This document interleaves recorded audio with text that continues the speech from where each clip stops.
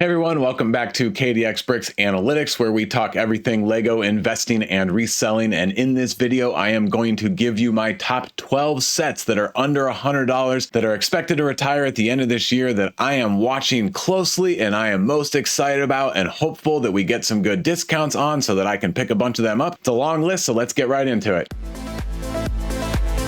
I pulled up the August Brick Fanatics retirement list. We'll go down and I'll find you the 12 that I want to highlight. First are the Star Wars sets, and there are definitely at least one, I think only one in here that I actually want to highlight, and that is the Princess Leia Bouche Helmet 75351. It is a Target exclusive under a 2-year shelf life. It is super creepy looking, not something I would want to display on my shelves, but it is very accurate to the source material. It's the only way we're going to get Leia in the helmet lineup, and so I love it for that. And because it is so wild looking, some people aren't excited about this set, and so I think many collectors are gonna forget to pick it up or think that they don't want it and then become completionists down the road and wish they had gotten it. I think this one's gonna shoot up pretty well on the secondary market. A solid 4.3 rating on Brickset, over 6,000 own it, another 1,800 want it. The Brickset demand data is pretty good. On eBay, it's selling over MSRP when you add in shipping. There's 87, there's 74, here's 70, so it's only recently that it's selling for over MSRP. The Camel 3X chart looks decent. It looks like just about all of these sales are over the $70 price point. Last Christmas, it was 90 on Amazon. Like I said, it is a Target exclusive. There are 4 main reasons that I am watching this set very closely and excited about it. Number one is because it is a Star Wars helmets, and all of the previous helmets have done anywhere between pretty well to very well. They have all turned some sort of profit. Reason number 2 is it is the #1 set on my mentions and enthusiasm score table, around 50 mentions with an E-score of 2.7. My third reason is because last year's Target exclusive helmet that retired 8.5 months ago was this Dark Trooper helmet, and it is going for almost $100 on Amazon, still 100 purchases per month. And remember, this went on sale a couple of times right before it retired, and I got 5 or 6 of them at $48. I'm not ready to sell them yet because after fees, it's only about a 50% return on investment. But I think in another 6 to 12 months, that'll be an easy double my money. And then the fourth reason I'm watching this one closely, and this one is big, is because the other helmet that is retiring at the end of this year, Commander Cody, was just on a huge discount at Target. And then Amazon followed for a couple of days, but it was $39. I picked up 19 of them at that price because, that's a steal. I'm not nearly as excited about this set as I am Princess Leia. Target exclusive, there will be a lot less supply on the secondary market. Commander Cody went on sale recently. Last year's Target exclusive went on sale right before retirement. I have full expectation that we'll be able to pick up the Princess Leia Bouche helmet for $48, and heck, it might even go to around $40 like Cody. I haven't got any of these yet though because I haven't seen the sale that I'm hoping for, but I'd like to get 20 to 40 of them if they do go on a really good sale. Back to the retirement list, and there is another Star Wars set I want to highlight, and in fact it is a group. It is all 3 of the mechs that are retiring at the end of this year. Remember, there's a 4th one, Luke's X-Wing mech, that came out not too long ago, probably will retire at the end of next year. I really hope Lego does at least a few more, but we will see. Oh, and that reminds me, we got to jump back to the last set. Rumor is that at least one more helmet is coming out. I've heard Bo-Katan, but maybe Jango Fett, and it's possible both of them will be coming out soon. So we thought the helmet line was done. I think Lego saw how well it's performing for them. They were originally planning on ending it here, and they said, wait a minute, let's spend the year to design another 1 or hopefully 2 or 3. We'll have a little gap in there, but we'll get more out to market. Having more on the shelves is really going to help the helmets that we all have that have already retired. All right, now back to the mechs. Here's Darth Vader. They all have a 1.5-year shelf life, $16, way too much, and they're all rated pretty low on Brickset, 3.6, and not huge numbers for owning it and wanting it. Let's check Boba Fett. Pretty similar numbers. Few more people own it. I definitely like Boba Fett the best. And then the Stormtrooper, and yeah, a little lower numbers, and a 3.5. There isn't a lot of historical data to use to gauge how these mechs will perform. This is the first wave of a new Star Wars sub-theme. Yeah, we've had a bunch of superhero mechs, and the early ones did well, but those have certainly dried up. We have major mech fatigue in the superheroes universe, but mechs in superheroes make sense. Whereas as not in Star Wars. And so when these were first announced and official pictures came out, a lot of people were pretty annoyed because these are not canonical at all, not even close, even though Boba Fett looks like something he would actually do. And then the Stormtrooper is believable enough because it's like Stormtrooper cavalry, you know, a little cavalry unit of extra beefed up dudes. Obviously, no matter how big and beefy you make Stormtroopers, they're all going to fall over once the Jedis hit the battlefield. But still, they're cool and fun to imagine out there. And then you've got Darth Vader. This one's a little bit annoying. So the best I can go off of is usually when Lego introduces a new Star Wars sub-theme, the original wave ends up performing pretty well. A little bit of a gamble, but my thought is for my own investing strategy that these will do pretty well. But the reason I'm watching them closely is they have not been on good discounts yet. $16 is way too much. They've been 20% off, pretty standard. I'm waiting until they pop below $10, and I think it's going to happen. Not sure who or when or where or how long, so I'm going to have to be at the ready for it, but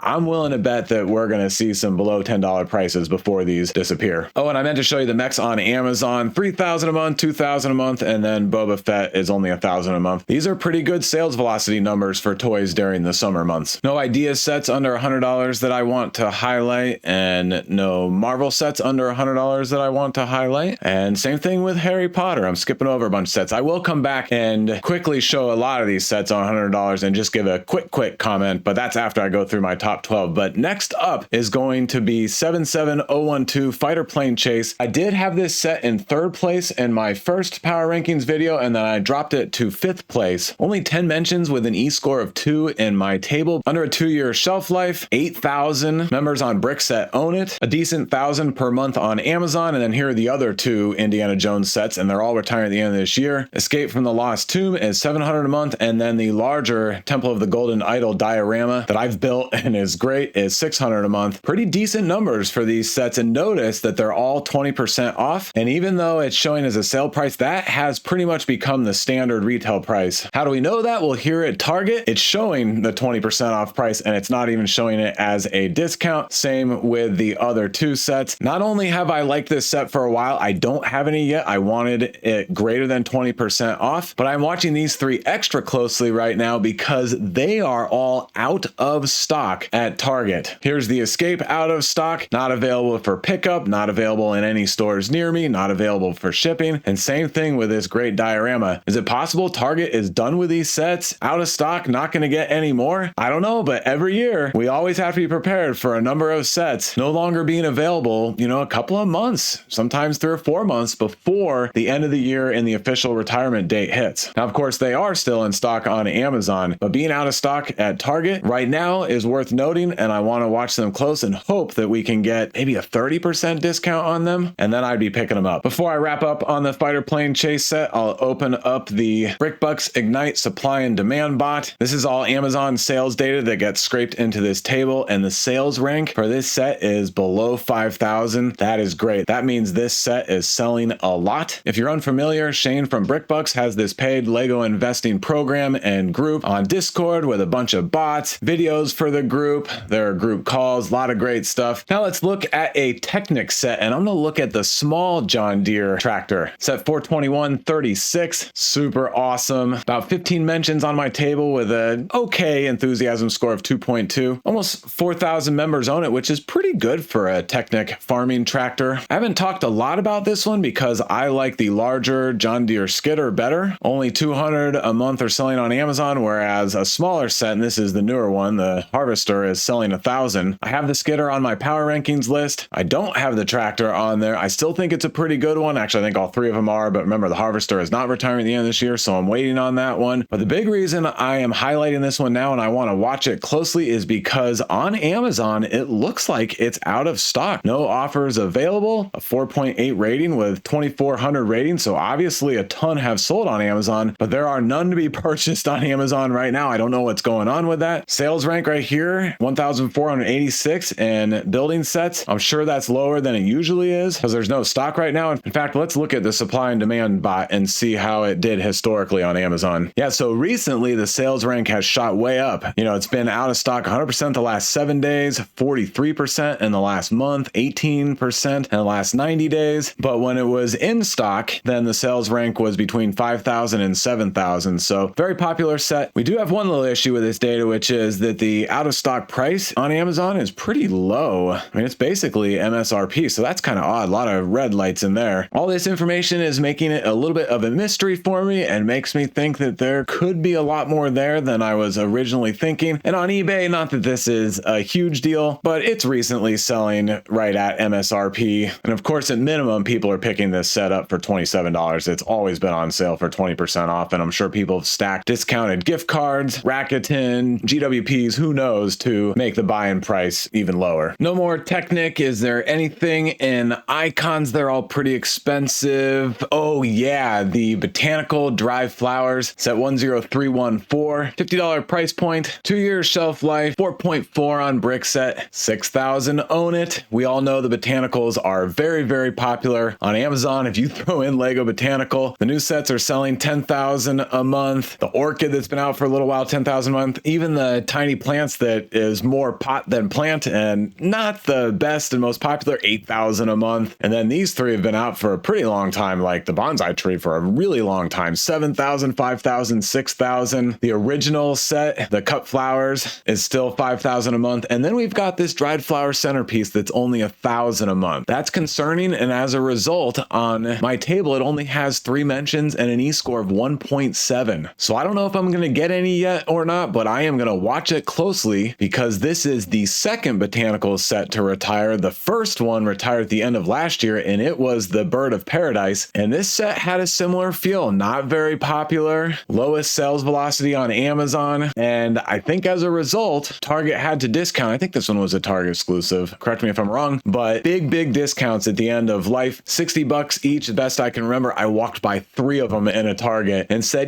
no. And now they're $200 on Amazon. Who knows? Maybe Bird of Paradise was an absolute fluke. And then everybody's going to say, well, geez, the first one that retired in the Botanical line did great. So let's all pile on this one. And then this one's going to be an absolute dud. But I do want to watch it because if it gets down to $30 in late December, then I think I would pick some up. I still don't know anything about architecture, so Singapore is a pass for me. I'm not excited about any of the smaller Ninjago sets. So all of those are a pass for me. And keep in mind, when I say they're a pass for me, of course, almost any Lego set, if I find it for half price, then I will probably pick it up thinking that it will at least do something. Not always. There are some sets and some themes that if they were 90% off, I would still pass on them. But a lot of Ninjago, 50 or 60% off, then yeah, I would definitely consider it. But I do want to grab a small Dream set. So I talked about the big shark ship in the last video. And in this video, I want to talk about the Dream Village 40657. Nice little build for $30, 434 pieces, only a 3.9 on brick set. I'm surprised it's that low. Seems so good. 1.5-year shelf life. As with all Dream sets, there aren't a lot of people that own it or want it. So the demand is pretty low on these, but it is a Lego exclusive. I haven't seen it on sale yet. I bet it does happen at some point. On eBay, they are selling for about 30% over MSRP. Here's one, $40 with shipping. Definitely a gamble set. The only way it succeeds is if there is such low supply on the secondary market, because I don't think the demand is ever going to be very high, even though most of the time we're trying to pick sets that have the highest demand and we don't even have to worry about being oversupplied on the secondary market because the demand is going to be crazy high. There are some sets that do pop because there's just enough demand to outpace the very little supply. And I feel like the Dreamzzz theme is a lot like the Elves theme. Last set from Elves retired in 2018. And if you scroll through these and look at prices, you can see that all of these sets doubled, tripled, and then some of the older ones have even quadrupled in value. I bet it took a little while for these to grow. And so I feel like Dreamzzz would be a longer hold time, but hopefully the animated series starts to pick up and Lego continues to develop some really good Dream sets. The most recent ones that they've released have some pretty cool builds. Let me find some of the ones that I really like the Sandman's Tower. That's kind of a cool build. And then I'm looking for it, the Castle Nocturnia. Yeah, that one. That looks great. So I'm going to keep an eye on it. Maybe it will go 20% off at Lego and we'll be able to stack that with double insider points and a good GWP. And,